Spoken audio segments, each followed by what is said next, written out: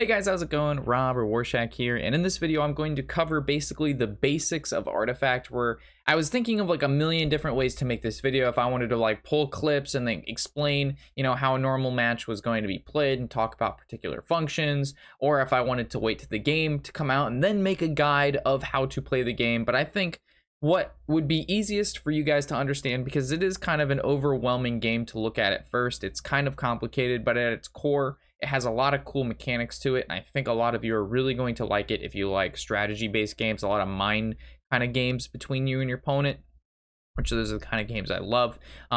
This guide, we're actually just going to look at an actual game that is being played at, I believe, PAX, and I'm going to describe to you what's happening and what's going on, so you're not just seeing a picture of like, hey, this is this mechanic. You are actually seeing an actual game where the stuff is happening, and I'm explaining the stuff happening as it's occurring. Obviously, I wish I could play the game for you guys and explain it, but unfortunately, I don't have access to that yet because the beta isn't out yet. I do have beta access, so I'll make the videos as soon as I can. But until that time, I think this was the best way to kind of, for those of you who are wanting to see gameplay and a description of that gameplay, like what the hell is actually going on here, let's do that. So let's get into it. Just a quick note before we start this game and you see what's happening. As we know, like for example, Hearthstone derived from World of Warcraft, and that's where like many of the characters, the lore, and all kind of the gameplay style comes from it. Artifact it derived from Dota, which is a MOBA game. As we know, MOBA games have 3 lanes. Each lane has a tower that you're trying to kill. There's heroes in that match. So what we see here are 5 respective heroes. Each deck, you can pick 5 heroes. Each hero has basically 3 cards that come with it, 3 of the same type of card. For example, this isn't true, but let's say you pick Zeus, and Zeus puts 3 lightning bolts into your deck. And every time you pick Zeus, Zeus will put 3 of those lightning bolts in your deck. They're kind of like hero cards, and there are reasons you would pick those heroes. And you also, you can pick heroes that synergize with each other, and those hero cards will synergize with one another as well. Each deck is comprised of 40 cards. So the other 20 cards, because you have 5 heroes, the 3 cards that come in each, you have 20 extra cards, are basically like spells and equipments and things that you'd put in your deck to basically make your stuff strong. So let's head into a match here. You're going to see 3 lanes. Those 3 lanes, respectively, very similar to Dota or League of Legends, would be your 3 lanes. So you have your top lane, your mid lane, and your bottom lane. In this, obviously, it goes from left to right. So in the first lane here, you'll randomly be selected 3 of the 5 heroes in your deck, and it'll put them in random lanes. So you'll get a hero in each lane randomly. Can't choose where they go. And then you're wondering where the other 2 heroes went. They'll actually be deployed later after turns 1 and 2. Each lane, as we see down here, will have 3 mana at the start and 40 health. As the game progresses, your mana will go up by 1. So at the end of this turn, once he's gone, he goes back to this lane at the following turn. You'll have 4 mana, and then 5, and then 6. Each side, or basically tower, is your health pool, which you'll have 40 at the start, and this is where your tower is. Your opponent will have 40 as well. How you win the game is you get your opponent's tower, 2 of the 3, down to 0. Or you kill your opponent's tower. Another tower respawns. It's called the Ancient. It has 80 health instead of 40, and you can kill that as well. So he's drawing cards. As we also notice here that the cards have a different color to them. Some are blue, some are red, some are black, some are green. Those are the colors inside of Artifact, and each color kind of has its own archetype or kind of baseline of what that class is going to do. I'm not familiar with exactly which, green is this kind of class, red is this kind. We can kind of go by, we thinking red's very powerful, green is kind of rampy, blue is more control, and black is like assassin is what I think it is. The end turn button is basically that little coin he just hit. The creatures clashed at the end of each turn, and the creatures clash against, basically, we'll go back to that real quick. The creatures will clash with the minions that are in front of it. So this blue card right here, this 3/8, will combine and not combine, but attack this 4/4. It tells you basically what's going to happen. It says -3, and this is -4, and there's no X on the card because obviously this doesn't have enough attack to get through here. These other minions, however, that are not attacking there's nothing in front of these minions, they're going to be basically attacking the tower, and that's why the tower says -10 here. So this tower is going to take 10 damage. This minion's going to take 4 damage. His tower is obviously taking no damage because there's a creep in the way, and this creep takes 3 damage but doesn't die. When you kill an enemy creep, you get 1 gold, and the gold here is going to be at the bottom corner of your screen. The opponent also, if they kill stuff, they get gold. If you kill an enemy hero, you obtain 5 gold. I know this is a lot of information at one time, but honestly, if I thought of another way of explaining this, I just couldn't come up with a better way than to actually just showing you what a game is going to look like. So hopefully this helps you guys, and I just hope it works. Obviously in your hand, there's going to be different cards, and each card has a different mana cost. And another key thing is, let's, for example, this blue lane, right? He will not be able to play a red card in this lane because there is no red minion in this lane. He'll only be able to play blue cards in the minion in the lane that has a blue minion. So very important that you kind of diversify and are able to play a lot of spells, like different kinds, because obviously in this lane he can only play blue. So right now he's looking at all of his lanes, taking a look at what's happening on the board, where the damage is coming through. I know he's moving kind of quickly. There's where he ended his turn right there. Also keep in mind, at the beginning of each round, you see these 2 creeps up here. These creeps, there'll be 3 creeps for each lane that randomly spawn. They don't all have to go into one lane, like 1 creep per lane respectively. Maybe one lane gets 2, one lane gets 1, one lane gets 0. It can happen in any order. I don't think 3 creeps go into one lane. I wasn't too sure about that, but I know just the creeps are randomly distributed amongst the 3 lanes. It's random, and you don't get to choose where they are. It's kind of like when you're playing a MOBA, creeps run down the lane. It's kind of just generating the same effect. So here's the battle phase for the middle board that just occurred. Or that was the first board we saw. I went back, so we didn't see it. So he's thinking about it. He can't really play a spell here. He has 3 mana. He wishes he could play the 4 mana spell in his hand, but obviously the mana isn't there. And we're at the last lane here. And this is where I'm pretty sure he's just going to pass his turn again. There's nothing to play. The 2 middle creatures are going to clash. Nobody's going to die. And once all of the lanes have ended turns, it's going into this basically buy phase. So this is, if we look back at like a MOBA game, this is where you'd return back to the well, heal your champion, and buy better gear for it. So similarly, he didn't really kill that many things because it's just the first kind of round. He only has 1 gold, and it'll bring up this shopping phase. Once this shopping phase happens, you can kind of see what you can buy. As we see, like a Traveler's Cloak costs 3 gold. Equip Hero has +4 health, so it gives it +4 health. We have the Mist Maul, which is 10 gold. Equip Hero has +2 attack and +5 siege. And then finally the gold, 4 gold, fully heal a unit. He can't buy any of these because he hasn't really killed anything and nothing's happened. So he's probably going to pass on all of this. Similarly, the hero champions that you put into your deck have equipment slots. These slots will be able to hold a weapon, I think like a shield and a cape or something like. I don't know what the weapon slots are, but I know you can't basically, let's say there's like 2 attack-based weapons. You can't equip the same hero with 2 attack-based weapons. Each are 2 attack equipments. You kind of have to pick your equipment that you want for that champion, and then that's it, unless you want to replace it. But it wasn't highly advised that you would sit there and replace the same armor for a champion. Hopefully that makes sense. So he's probably just going to pass here. He can't really buy anything. And then we're going to go back to the random lanes. Keep in mind, this is where we see the new, so this, we've seen the 3 heroes get deployed in each lane, and now this is where the 4th hero is going to get deployed.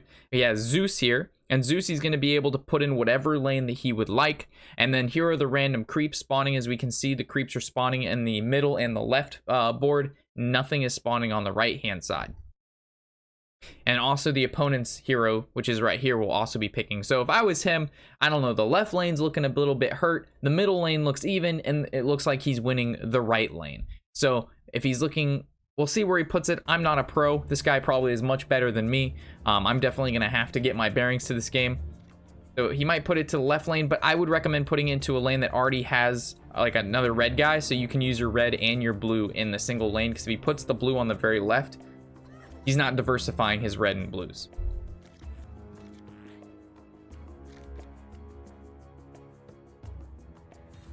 So round 2, he has 4 mana now instead of 3, as we can see here. Each player looks to be drawing 2 cards. So now he's able to play Cunning Plan, swap a unit. I don't know, that was way too quick.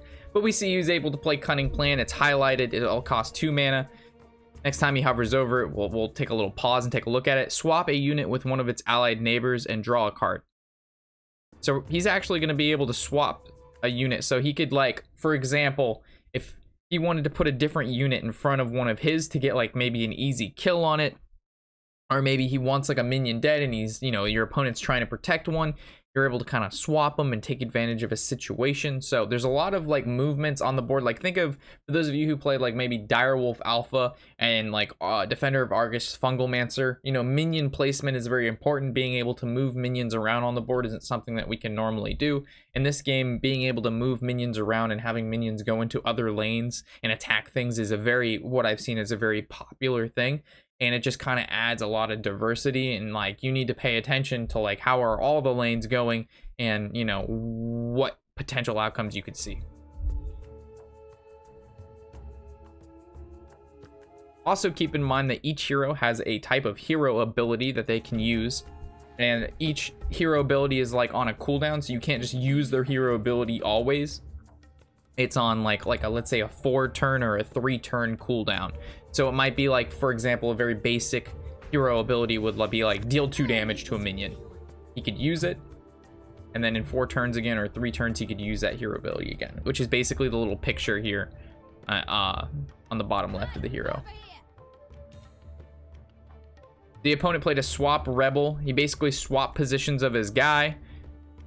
So now his 4 damage is hitting face and his hero isn't taking anything. And now he's thinking about swapping a unit with another unit. I'm interested to see what unit he swaps. So he swapped the position of these 2 to have his guy take 2, then this go face. And we also can take a look at the arrows. We're gonna see this minion on the left right here. There was nothing in front of it, but the arrow was pointing diagonal. So it's actually, we're pushing 8 damage into just this 4 attack creature. So with this swap, it mitigated, I think, a little bit of damage there. So as we see here, even though he used a spell in the board 1, 4 mana is still here because each kind of board respectively has its own mana that they can use. Armor is using a Nastral Goo for 4 mana, and it says, I think, modify a minion -2 armor. Armor is something that once it's on a champion, let's say a champion has 1 armor and you do 2 damage to it, that unit only takes 1 damage because they have 1 armor. If it has 2 armor and you deal 2 damage, it does no damage because the armor is basically every time you attack it, it chunks from the armor first. Doesn't remove the armor, it takes that off the top. It's like taxes.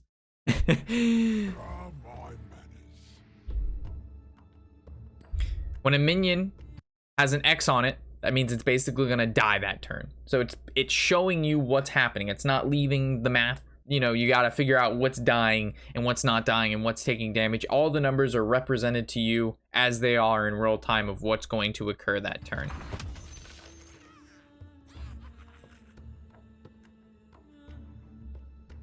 So as we see here, another unit's gonna be attacking to the unit beside it.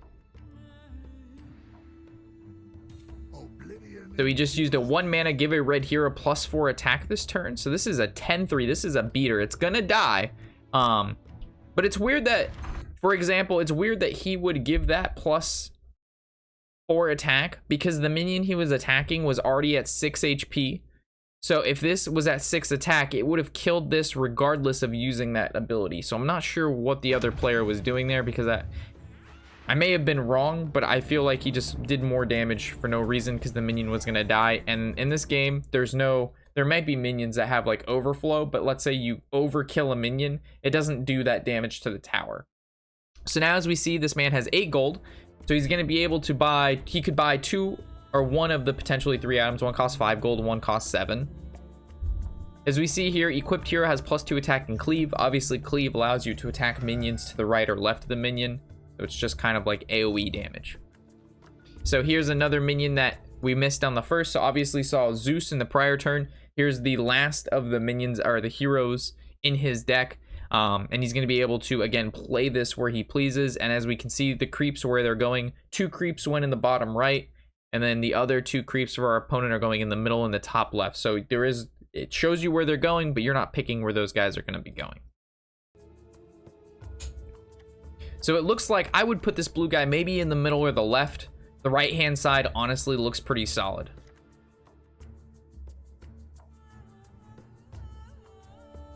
I mean, again, I'm gonna suck at this game when I first start playing it. It's a very complex game and there's a lot going on. But I think the more you play it, the more you kind of understand what's happening.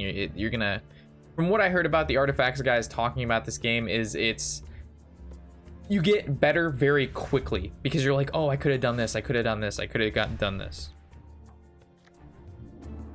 So now he has 5 mana because obviously it's the new turn. He's able to, as we see here, here's an equipment spell. So this has 2 X's on it, as we see like at the very top right here. If we're actually, I'm in the way here. Maybe he'll drag it back over and I'll show you. See, he's using the Blade of the Vigil he just bought from the shop at the end of the turn, and he's going to use it on his character. Each character, as we can see here, has like 2 swords, like a shield and a heart. Once he equips this guy with the shield, as we see, the sword went into that pocket.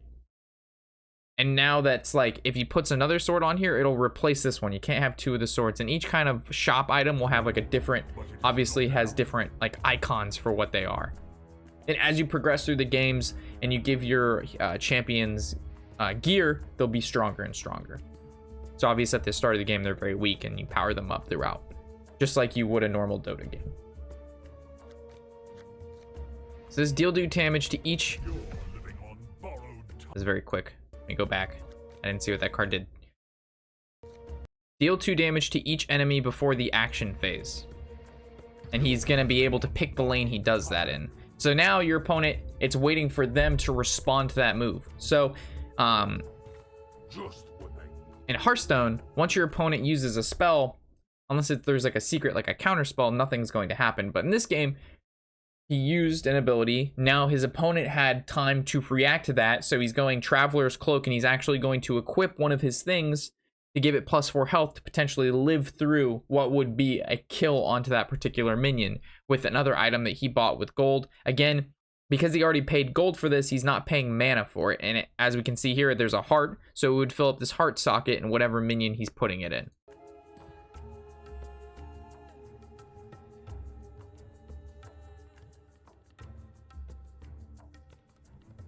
And what I understand, Thunder God's Wrath, which is in this guy's hand, these blue cards at the bottom, are exceedingly powerful. It's like 7 mana, do 4 damage to all of your opponent's minions. It's basically like a flame strike. So this is modify a red hero with +1 attack and +1 armor. When you modify a minion, it basically is a persistent effect that lasts forever. It's not just a 1-turn thing. What just happened there was this card used its active ability, which we can see here, active 2, which means it can use it every 2 turns. Spend all of your gold, modify Mercenary Exiles with X attack and X health, where X is half of the gold spent. So as we can see, he has 5 gold here, so maybe he'll do like 2 or 4 gold, and he'll be able to basically buff this minion to push a decent amount of damage face. Hey, we're willing to fight. So we'll see what he does here.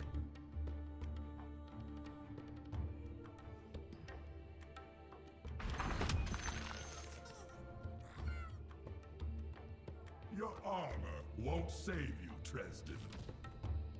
Here's Zeus. It shows your signature card, which when you get this by including Zeus in your deck. And this said piercing damage, from what I understand. And pierce here, let's go back. Zeus. Deal 4 piercing damage to each enemy hero in all lanes. Piercing damage is, I'm assuming, it goes through armor, so it ignores armor.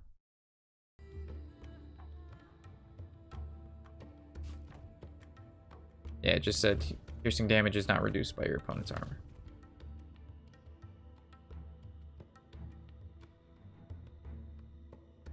See, hers' allied neighbors have +1 armor. Looks like he gave up this turn. There was really no play for him to make here. Active swap Rebel Decoy with another ally. I don't think he used the effect. He basically just put this minion here, so Zeus would not attack the tower directly. So I see a lot of players when I was watching them, even though they're losing like a value trade, they're just basically putting a blocker so he's not taking the face damage. Think about it that way. Hope this works. And then he swapped it, so now Zeus is actually gonna die instead of the Fox. So as we can see here, this was a really smart play. You know, he threw down the 2-3, he swapped the 2-3's place with the 6, and now Zeus is gonna die in this phase based on, you know, that play he just made by swapping 2 of his minions on the board. Now the phase will occur. Equip hero has +2 attack. That was very quickly, but obviously it was equipment. Zeus is now dead. The opponent gained 5 gold for killing it. It's the end of round 3. It's going back to the buy phase. He only has 4 gold, so it's really not a lot. He can return an allied hero to the fountain. I'm not sure the upside of that. It seems like it's a very cheap item. So maybe like you return it to the fountain to get it the turn later and it's fully healed up. So like, let's say you just don't want to give your opponent, you want to deny your opponent 5 gold, you know, that's a possibility. Or like, let's say the turn that just happened and he didn't want Zeus to die, he would just have returned Zeus before that person killed him. So she basically used the lane swap to just deal face damage, which she, you know, could have just almost done anyway.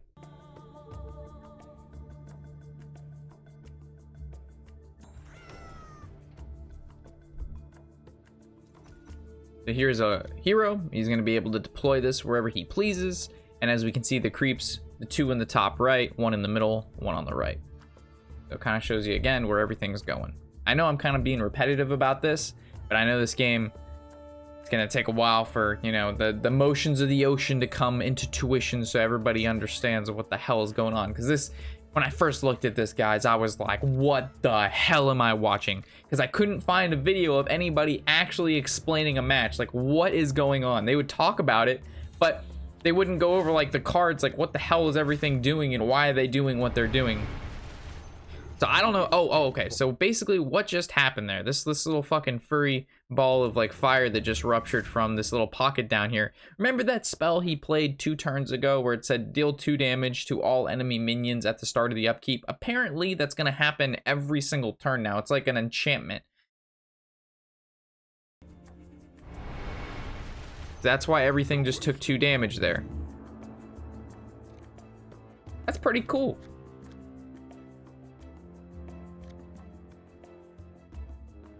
I thought it was an ability that would happen right again, guys. I understand how the basics are, but like the intermechanics of this.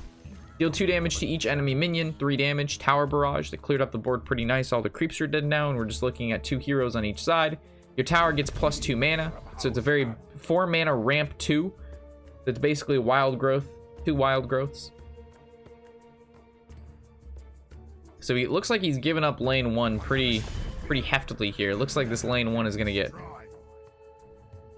wrecked. So what just happened there is that guy, this red guy, his ability says condemn an enemy equipment, or what was it? I think it said condemn a random enemy improvement. So that card that did 2 damage to everything on the board at the start of the board, or at the start of the phase, what did I call it? An enchantment. It's actually called an improvement. And that guy, every 4 turns, or every 3 turns, he can get rid of 1. That's his hero ability. We just got rid of that deal 2 damage to everything with his hero ability. That's why there's a 3, because now he has to wait 3 turns in order to use it again. Man, I really hope you guys enjoy this video. You're gonna be like, Rob, this sucks. You don't know what the hell you're talking about. I'm like, oh man, guys, I'll have to wait till the game is out to make a video then. I just see everybody else making videos on it, and I'm like, I feel left out. I feel like I can explain it. I have the technology. Man, lane 1, this guy's getting wrecked. All right, so we have the ability to play 1 spell, and that's the new order. I don't know what this spell does. Let's look over it real quick. When I look over, I have to wait for him to look over it, but I don't know what it does. This tower is gonna take, choose an ally and choose a combat target for it. So that's really not gonna help him here because his target is already attacking the 7/9. So he's gonna kill his hero, and the only thing the other guy's killing is the creep. But now there's a new target because the target's in front of him. So now he actually might choose a new target. But if he chooses a new target, then that guy who's attacking him.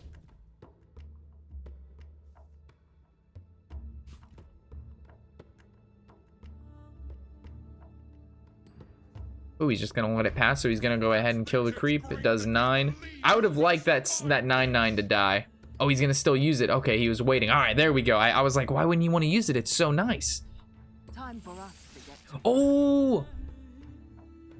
Spent some gold, buffed his guy. Now the guy's a 5/7. But my question is, why is this guy now hitting this guy?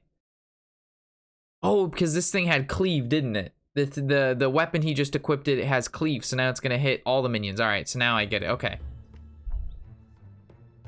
All right, understood. So each hero was lost there, and then this lane, woof, kind of complex. So we have 6 mana. I don't know what Eclipse does, but he's got 2 Eclipses in his hand, and they've been in there for a while. So hopefully Eclipse is some like, that's that moo. It's that good shit. So modify a unit with damage immunity. I'm assuming that it just doesn't take any damage this turn, which is kind of like Divine Shield. So this tower is still at 40 life. He's taking 7. Not really a big deal there. End of round 4. This guy has 12 gold. Let's see what he buys. So you can buy basically anything here, and you can buy more than 1 item. If you have the gold for it, you can buy all 3 of the items. So you're not limited to just buying 1 item out of the shop.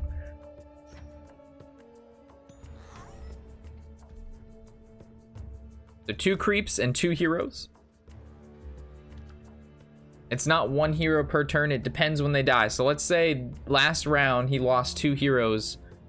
This round he would be getting back those 2 heroes. I'm pretty sure you have to wait 2 turns because a hero just died in this lane, the red hero, and he's not getting the red hero back. So next turn we'll see if he gets back his 2 red heroes. If that's the case, you wait 2 turns for them at the well. So he's going to deploy 1 in the left lane, 1 in the middle lane. This guy, I mean, it's not looking good for this guy. I think Thunder's God's Wrath is going to make a significant impact. It's going to kill most of the stuff besides the big heavy minions.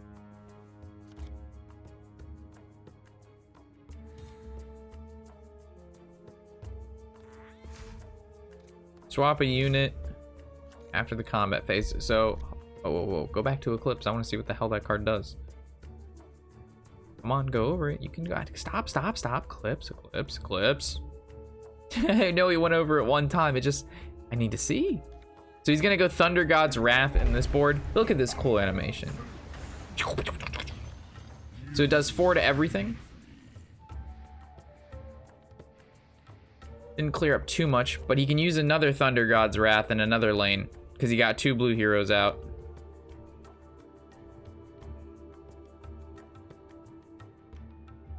And when you hover over your opponent's card, it tells him when it was drawn as well.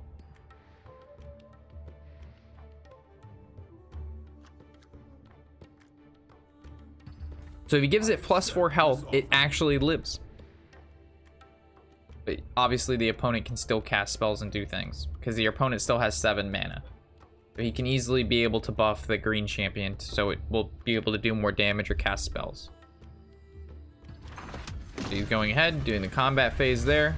Hits. Looks like the tower died. So like we talked about before, when a tower dies... Actually, I lied. Apparently, the opponent turned his coin over, so the opponent had ended his turn, ended. Combat phase hits. This tower dies. It's going to summon an Ancient. The Ancient's going to have 80 health. So now if he kills this 80 health tower, he automatically wins, or if he kills any of these other 2 towers. And this one's already at 26, so it's kind of low. Oh, he just went over Eclipse. What the hell does that card do? Repeat 1 time for each charge. Deal 3 piercing damage to a random enemy. 5 charges. Okay. Seems solid.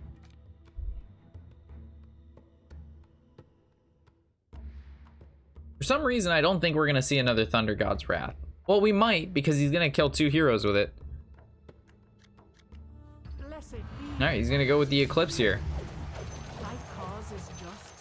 It just dominated. That spell just... woof, that was some heavy stuff right there. This tower takes 7. And we'll see what happens in this. I feel like the opponent is... right now, the opponent has a pretty big advantage. Because they were able to down that tower. Plus, they have 2 towers, you know, getting towards that 30, 20 HP mark. So he has 7 mana. There's no blue heroes in this lane, so he only can use red cards. And or obviously an equipment, which he just equipped the ogre with that sword. So now the ogre has cleave and +2 attack. End of round 5. Each lane is now at 8 mana, and the buy phase starts. He has 11 gold to be able to buy things with. Looks like he's buying more health for his champions. More health for his champions. So it looks like the middle one is a lot of like hero stability, like health and armor and things like that. Yep, so there's the red hero and the blue hero. So it's every 2 phases is when you get your hero back. So he's deploying the blue one to the right so he can have some red and blue in there. And I see this one being deployed to the middle so you can get red and blue in there as well. Kind of diversify. So it looks like he's pushing the middle lane pretty hard to be able to try to get that middle tower down.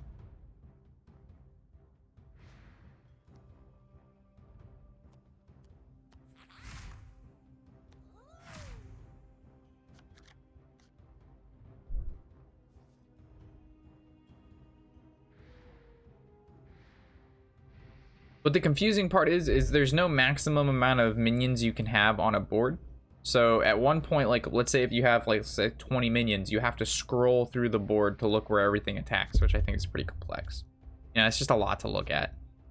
So Conflagration was that improvement that he had used, remember a couple turns ago, that got destroyed by that the red minion there. He just used another one in a different lane. So I'm not sure. I don't think this minion can use his ability to kill the improvement of another lane. I'm not sure how that works out. But obviously it'd be weird for him to play that improvement now, knowing that this is at 1 and he'll be able to kill that improvement the next turn anyway. So that's kind of like a funky thing for him to do.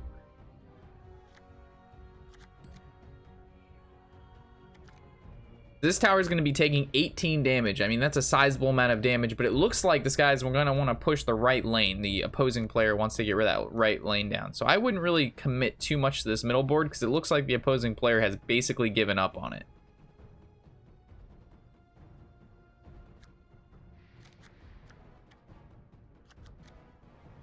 Modify. I mean, he's kind of going over these cards very quickly, which I won't do when I play. We're going to kind of go over each card and see what it does.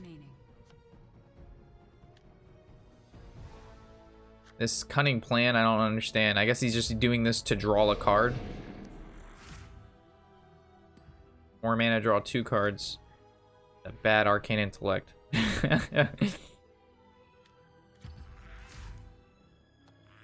But I mean, he's using his mana efficiently in this lane because it's a lane that, like, he's not going to be doing anything else in anyway, so he might as well spend the mana here and then use the other mana in other lanes to kill minions and not draw cards, if that makes sense. So here he does 2 damage to everything with the improvement he played in lane 1.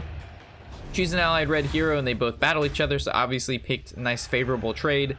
He killed the other guy off, and the other guy, the red guy, that's still alive. So he basically just picked him off, like a little, like, it wasn't a gank, but obviously he just, like, normally wouldn't have been able to attack it right away, and he just gone. So he's doing 22 damage to this tower, and that's a lot. So if this guy takes this tower, the game is over, and I think he's just gonna keep buffing it. So minus 26 is game. He's got to use something here, and I'm assuming he's gonna use like the red Mist Pillager and put it in front of that 13 attack minion. So like I said, it's not necessarily he's playing this to